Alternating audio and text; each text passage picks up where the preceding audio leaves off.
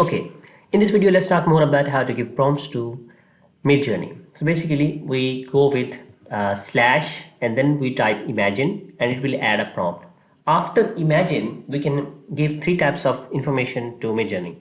We can either give an image prompt where we give the location of an image inside our computer and Midjourney can access that image, or we can go and we can give a text prompt talking about the image, how the image looks that we want to create, etc, etc.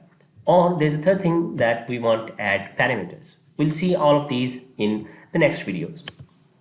So one thing that is really important to note that if you provide a single word or emoji to Midjourney, it will create image based on the default settings, okay? But it will create an image.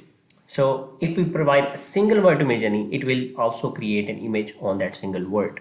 It will create an image based on a single emoji as well.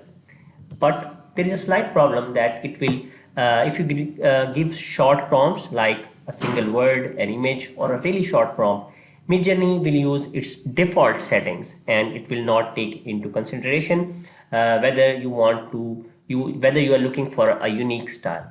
But if you give Midjourney a descriptive prompt, a more unique prompt, a more lengthy prompt, talking about the image that you want to create, it will create a unique look. For example, if you want to create a 3D image, give Midjourney the information that you want to create a 3D image.